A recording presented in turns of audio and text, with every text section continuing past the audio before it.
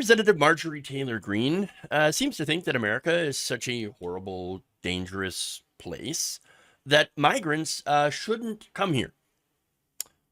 Mainly because she's worried about their safety. That you say the reason why people are coming to America today is because of violence, food insecurity, severe poverty, corruption, climate change, and the COVID-19 pandemic. Did you know that there are over 500,000 homeless people in the United States today? And as a matter of fact, the homeless population rose significantly since 29. That's for Americans. So we have homelessness here in America. Natural disasters, talk about climate change. This is the fourth largest country in the world. We have an extremely diverse climate. We have a wide range of natural disasters. 97 natural disasters occurred in 2021. I don't think this is very safe for migrants here in America. We had 97. How many are they having in their country? These natural disasters include wildfires, heat waves, droughts, flash floods, winter storms, cold waves, tropical cyclones, and on and on and on. But yet they need to come to our country because of climate change? That doesn't make a lot of sense. It's not a safe country either, by the way. In America, there were 1,313,000 violent crimes in the U.S., and that was in 2020. I can't imagine what the numbers are since then, since crime has come up. I think that you need better reasons if you're going to try to let a bunch of people in the U.S. using a handy-dandy app where you don't track imports than climate change, because that is not an excuse people are buying. Okay. Wow. There's a lot here. Okay. First, the idea that Marjorie Taylor Greene suddenly cares about the well-being of migrants is hilarious. Seriously. Wow.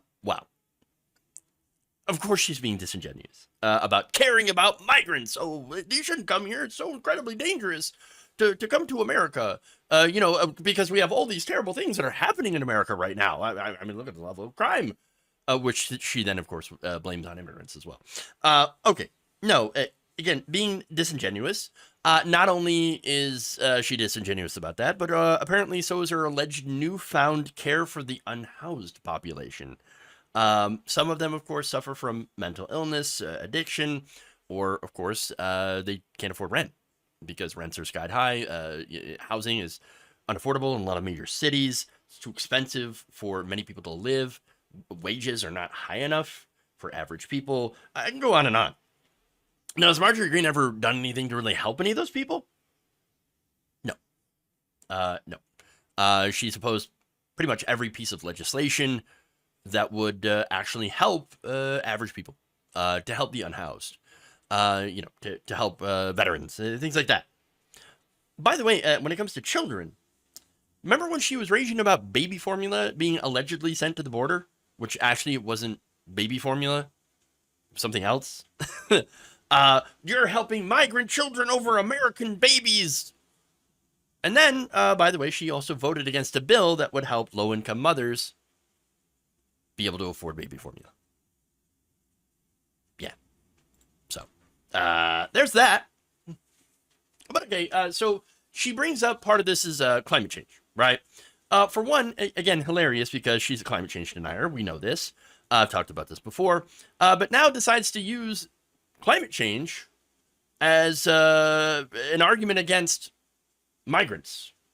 We've got all this climate change happening in this country, and it's really, really terrible here as a result of all this and all that and the crime. And America, terrible place. Why would you ever want to come here? Very curious argument here.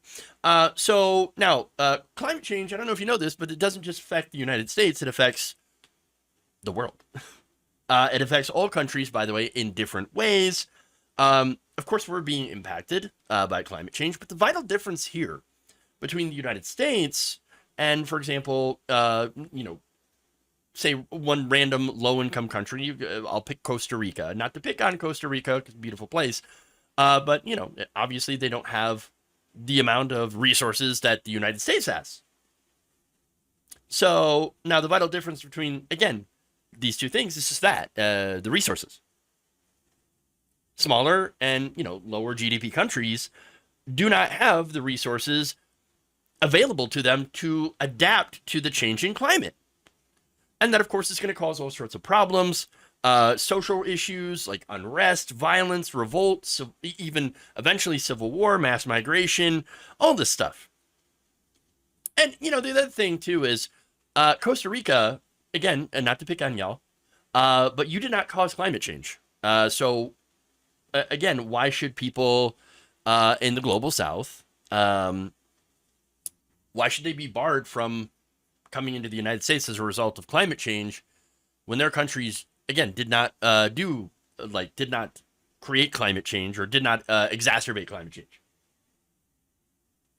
Hey, you know who has had the most impact on climate change?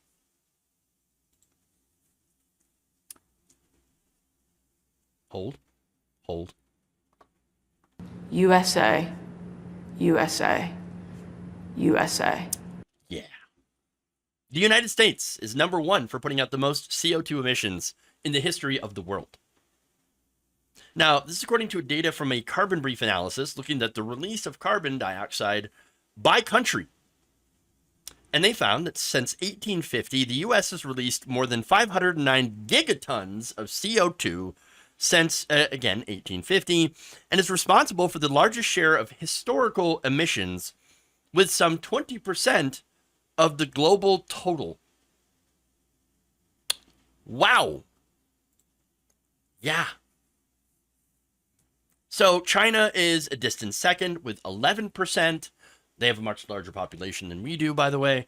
Russia is in third with 7%, Brazil 5%, and Indonesia 4%. Meanwhile, large post-colonial European nations such as Germany and the UK account for 4% and 3%, respectively, of the global total, not including overseas emissions under colonial rule. So, that's kind of how that breaks down. Looks like, man, United States, we're responsible for a lot of the emissions. Yikes. So now, why is this important? Well, since we are, the main driver of rapid climate change, by putting out all these emissions, having our corporations run rampant, run wild, doing pollution, it seems only fair that if we are one of the main drivers of the problem, that we be part of a solution, or at the very least, take in some of the climate refugees from that, since we, of course, did prosper. I mean, one of the reasons the United States became so wealthy is because we were able to exploit resources, not just our own resources, but other nations' resources as well via colonialism and imperialism. And so it would kind of make sense that some of that responsibility falls onto us. Not all of it, but some of it. I would say most of it. But again, you also have the other countries, China, who's industrializing as well, and it has put out a lot of emissions. And so now, I think that's, look, it's reality. Okay? Now, the last thing I want to say, by the way, is Marjorie Taylor Greene saying America is not great? I mean, it seems to be the implication here. I mean, she just pointed out a lot of the issues in this country. I mean, she's saying this place is terrible? Why would you ever want to come here? Migrants, why? We've got so many problems. It's so dangerous for you. I care so much. I care. So don't come here. Don't come. Don't come. It's quite the strange argument, by the way, coming from a so-called patriotic American. But I suppose, at the end of the day, her love for America is only eclipsed by her hatred of certain kinds of immigrants.